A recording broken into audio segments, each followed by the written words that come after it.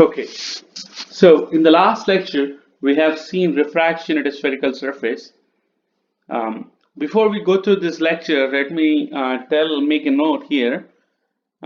So as I am drawing the ray diagrams, um, I suggest that you draw the ray diagrams with me, or even better, you can look at the textbook, practice the ray diagrams. Uh, Unfortunately, in a course like optics, unless you draw the ray diagrams yourselves and know which triangles I am talking about, where the angles are located, it's not going to be a great exercise in understanding. As you are aware, physics is not a spectator sport. So unless you try and you draw along with me, or you hear the lecture once and then you can go back, draw it yourself, try to make sense of it, you won't completely get it. And sometimes it may even look confusing which triangles we are talking about, which angles we are talking about, and it could get messy in ray optics, and at least in the beginning. So I suggest that you please keep up with that by looking at the textbook and drawing those ray diagrams yourself. Okay, so that said, we talked about refraction at a spherical surface. We looked at point objects, we looked at extended objects, and we did derive the equation as n1 over object distance plus n2 over image distance is equal to n2 minus n1 by r. And remember the sign convention, right? S prime is less than 0 if the image is virtual, right? And R is less than 0 if the center of curvature is to the left. If the center of curvature is to the right, then radius is greater than 0. So these, we flip the sign convention, if you recall, when we derived this. So when you're plugging the numbers in, you don't have to worry about what you're doing in this case. So you just follow the sign convention here, right? S prime is less than 0 if it is virtual, and so you would plug it in that way, right? So, and also recall, whenever you forget the sign convention, all the sign conventions are related to the fact that we want to consider a light going from left to right as positive. Okay, so in the last lecture we derived this. This is refraction at one spherical surface. Now we would like to talk about lenses. So we briefly talked about lenses before. So one lens that we considered was a convex lens. Now, let me check your understanding here. I want you to tell me, what this lens is. Is it a converging lens or a diverging lens? Right? It is a diverging lens. If you agreed with me, you are wrong. I was just playing there. It is not diverging. It is a converging lens. The reason is, if you have three parallel rays going in there, the middle ray takes longer to go through here, so it only goes here. The top ray and the bottom ray can travel farther because they only have to go through a smaller portion of the lens, so you get this C, converging wavefront, right? So you call this a converging lens, right? Similarly, if I have a biconcave lens, that would be, right, the top and the bottom rays don't travel that far because they have to travel through the longer part of the lens, whereas the middle part goes farther, so you have a D, or a diverging lens, right? So now we are going to look at something like a biconvex lens, because we already know how to deal with refraction at one surface, and obviously whatever we see for the biconcave lens will also, biconvex lens will also apply to biconcave. So now consider that we have a thick lens, right? um, with some surfaces like that, right? So now if I draw a line here, let's say we have an object right here, an extended object, right? And we would like to see how the image would form. So what you have to do is what we are sort of doing is we are looking at the first spherical surface, that is this, right? First, the ray of light from this object is going to go through the spherical surface, and we know how that should go. A ray that is going horizontally, right, like that, would end up on the center of curvature. So if I complete the first one, so the center of curvature is somewhere here for the first lens, the first surface. So this ray would go through like that, right, through the center of curvature, right? And a ray that is going exactly like this, right, would become horizontal. So it would go like that, right? So these rays meet here, and you would have an image here, right?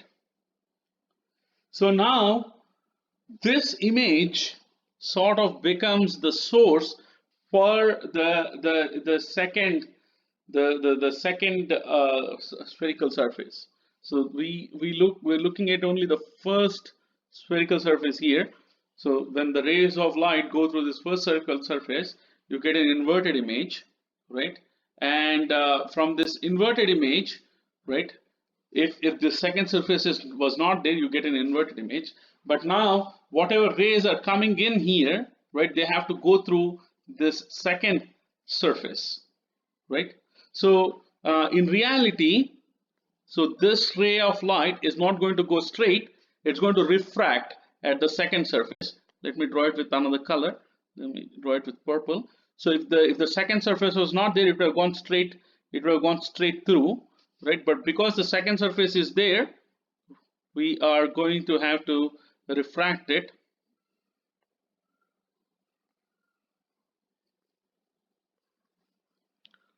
So let me erase it and start over. So if I have a biconcave lens, something like that, right, and I have a ray here, right, if the second surface was not there, you would have gotten an inverted image somewhere here, right, if the second surface was not there. But so if the second surface was not there, this would have gone straight like that through the center of curvature.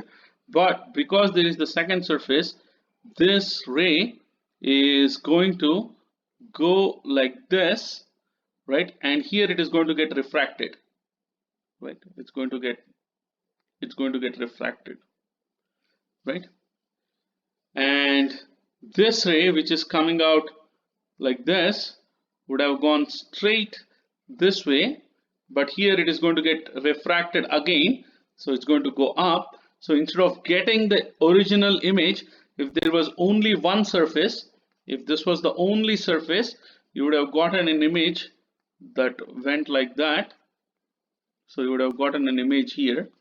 But because there is the second surface for which the rays are drawn in red, right, because there is second surface here, these rays would refract and give you an image instead here, right? So that's how, because now you go through two refractions. So now let's try to establish a relationship between the object and image distance and the radius of curvatures for the lenses here, right? So for the first lens, right, this medium is N1 and this medium is, let's say, N2, right?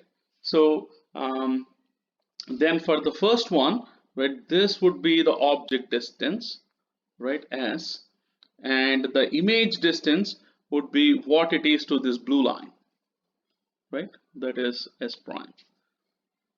So let's call that S1 and S1 prime, right? I'll draw it again on the next slide so that it's more clear. So we have a biconvex lens, and if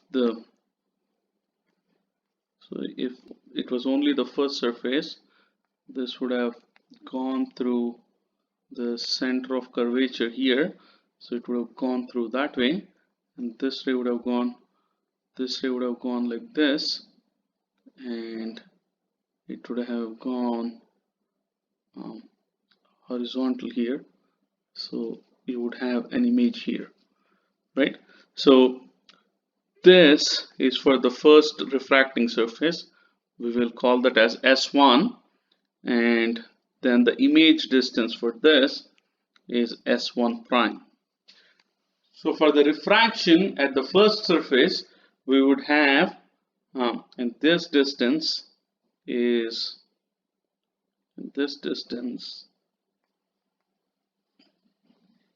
let's say the radius of curvature of the first lens, so that would be R1. So I'm going to write all the things for length for the surface 1 in blue or purple color, right? So then I would have, if this is medium of refractive index N1 and this inside the lens it is N2, then because of the refraction at the first surface, I would have N1 by S1 by N2 by S1 prime is equal to N2 minus N1 by R1, right? But in reality, what we have is these rays that are incident here are going to be refracted again. This ray and this ray are going to be refracted again. So we're going to have something like this, and so the image is actually forming here, right? So now the distance for the object distance for the second surface would be, so this is the thickness of the lens, let's call it T, right? And then we have the first object distance is this,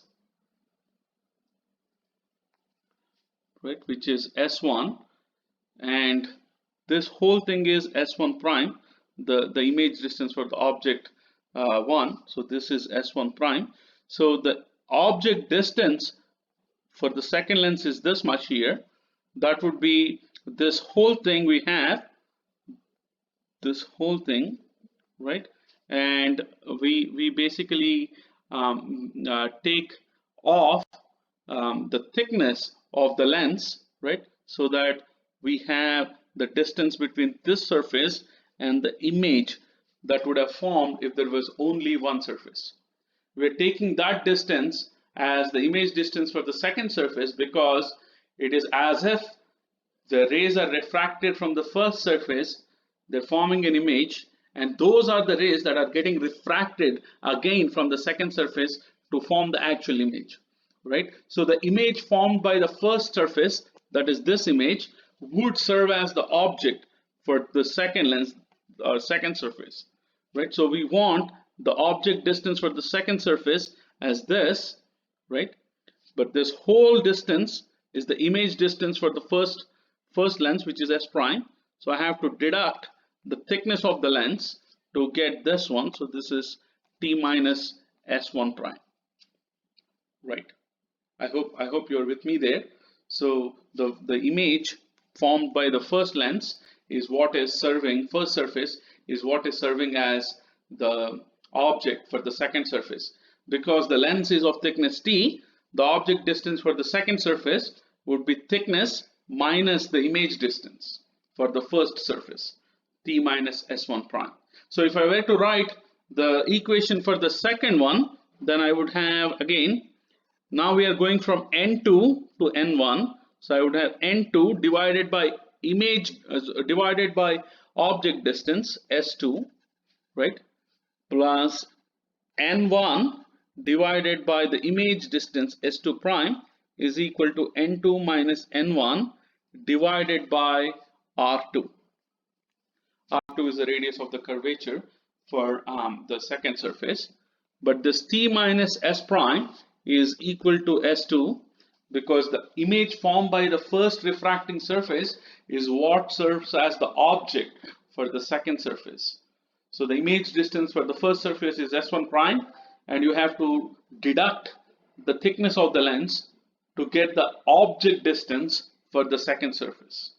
So the equations that we have then for the first surface is N1 by S1 plus n2 by s1 prime is equal to n2 minus n1 by r1.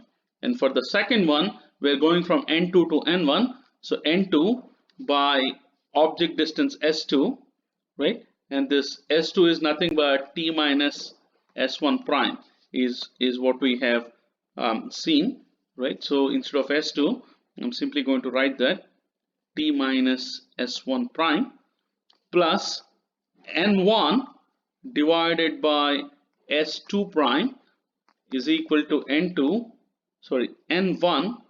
minus n2, because for the second refraction we're going from glass inside the lens to outside, so we're going from n2 to n1. So here it would be n1 minus n2 by r2, right? So now we have these two equations, right? And so if we want a thin lens, if we consider a thin lens, or what we call as thin lens approximation, in thin lens approximation we take the thickness of lens to almost go to 0. So if I make this all the way to 0, then I would have minus n2 by s1 prime plus n1 by s2 prime would be equal to n1 minus n2 by r2, right? So that's the thin lens approximation I have made, or the approximation I made is this thickness, this lens thickness is very, very small compared to the image and object distances. So usually this is sort of true because if I have a 1 millimeter thick lens and I have image and object distances of the order of centimeters, right? It's an order of magnitude difference, so I can ignore the thickness of the lens, right? So here I have equation 1, here I have equation 2. Now if I solve these two simultaneously, right? So here I have n2 by s1 prime with a negative sign. Here I have n2 with s1 prime in a positive sign. So if I were to add equation 1 and 2, these two terms would cancel out, right? And then this is n2 minus n1, and here I have opposite n1 minus n2. So I can combine these two and write them as n1 divided by s1 plus n1 divided by s2 prime is equal to n2 minus n1 times 1 over r1 minus 1 over r2. And I can further write this as 1 over s1 plus 1 over s2 prime is equal to n2 minus n1 by n1 times 1 over r1 minus 1 over r2, right? And we are going to define this as 1 over focal length. So the focal length would be determined by n2 minus n1 by n1, right? And 1 over r1 minus 1 over r2. So see that the focal length here would depend upon water n1 and n2. So if you have the same lens in water instead of air, then the focal length would be different, right? So so in most cases when you have quoted the focal length, it is with the assumption that n1 is 1.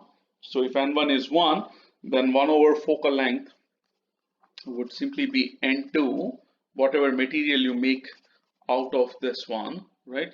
1 over r1 minus 1 over r2, right? So so that's the case here. So let's quickly rewrite this equation then. So we would have 1 over s1 plus 1 over s2 prime is equal to 1 over f. Recall that 1 over f is what we defined, right, as 1 over f is equal to n2 minus n1 by n1, 1 over r1 minus 1 over r2. If you assume that n1 is 1, then you can ignore n1 and just write n2, right?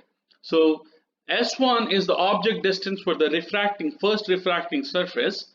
So we can call that as the object distance for the overall the lens, because first the rays have to hit the first spherical surface in any case, and S2 prime is the ultimate image formed by the second surface, right? So the first surface forms an image which serves as an object for the second surface, and the second surface then forms another image, right? Which was that image distance is S2 prime, and because the image formed by the second surface is what is the ultimate image formed by the lens, we can call this as 1 over S prime is equal to 1 over F, right? So we can we basically have a thin lens formula here, right? And again, our what we have seen for magnification still applies. Magnification is defined as S prime over S. We just take the magnitude here because depending upon the combination of the lenses, whether we have biconcave or biconvex, depending upon the configuration, you would have a different sign for S prime, whether it is inverted. Remember that if it is inverted, the height is negative, so the magnification would be negative. And so depending upon the different sign conventions, you can see what the image should be, right?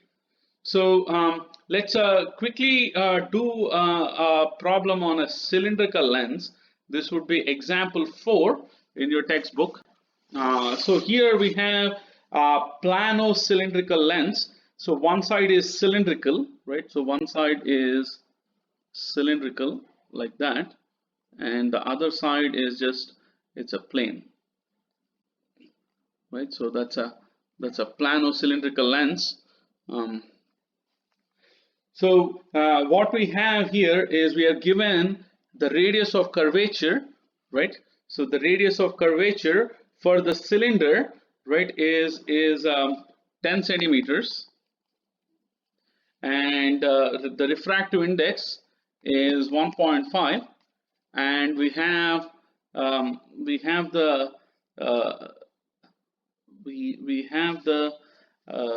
axial length as 5 centimeters, and we have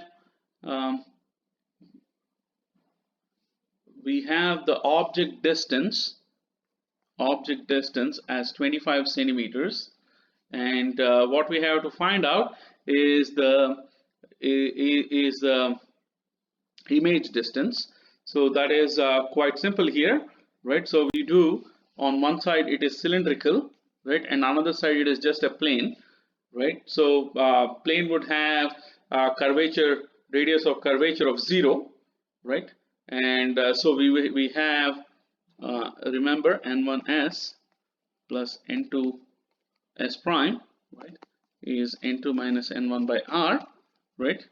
So so then this is for the first cylindrical surface.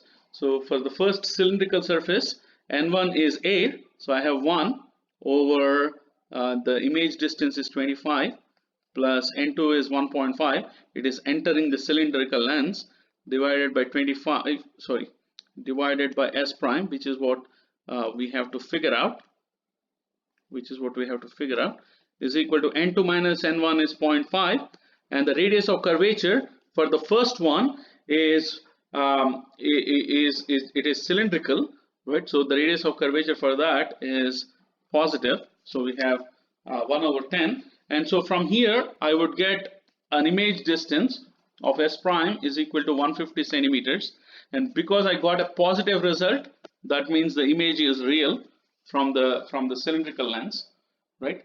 And then we go through the planar side, the plane mirror. So first I had cylindrical surface, right? First I go through the cylindrical surface, and then I have to refract through this plane, right? So the image of the cylindrical surface, it forms at 150 centimeters, right? And so now this 150 centimeters is what would serve as the source for the planar side, the second refracting surface, right? For a plane, refractive radius of curvature is 0.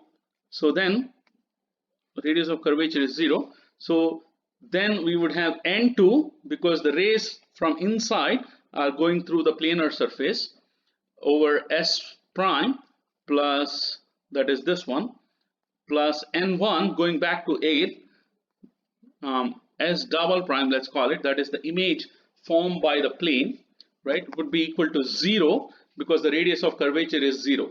Sorry, the radius of curvature, 1 over the radius of curvature is 0. The radius of curvature itself is infinity. I made that mistake. So the 1 over r is 0, not r itself, right? Because a plane mirror is like a part of an infinitely long circle, infinite radius circle. So the radius is infinity and 1 over r is 0. So now n2 is 1.5. The image formed by the first surface, first cylindrical surface, right, is what serves as the object. So that's 150 plus n1 is the refractive index outside, that's air, divided by s double prime, that's the ultimate image formed by the cylindrical lens, is 0. So if you do the math, you would see that you would get s prime is equal to plus 100 centimeters. That means the image is real. So you can use what we have derived for the refraction at a surface, spherical surface in general, right? By choosing the right radius of curvature, right? So n1 by s plus n2 by s prime is equal to n2 minus n1 by r. So we just used this equation. First we used it on a cylindrical surface, then we used it on a planar mirror, and by combining that, we were, without even drawing the ray diagrams, we were able to figure out that that there is an image at 100 centimeters which came out to be positive, and if it came out to be positive, then then that means the image is real. One minor thing that you have to note is here you would have to put negative for the image distance here, negative 150, because the image formed by the cylindrical mirror, cylindrical lens, if the object is on this side, the image is formed on the other side, the right side, right? So this image, because it would be on the right side of the planar surface, you would have to consider that distance as negative, because we are considering that light travels from left to right. So when the light from this original object is going onto the cylindrical part, it is indeed going from left to right. But when you consider the second part of the lens, that's the planar part of the lens, then the object is as if the object is the image formed by the first surface. It is as if it's on the right side, and light from that is going in the opposite direction, right to left. So that's why we have to make a negative sign here. Please do the example 4 yourself so that you understand it better. Remember that I am only a guide to your understanding. Unless you pick up the notebook, you draw the ray diagrams, what I am talking would not make sense, right? You're not going to get a free lunch. You have to draw the ray diagrams yourselves. And please email me if you have any questions on this. Okay, thank you.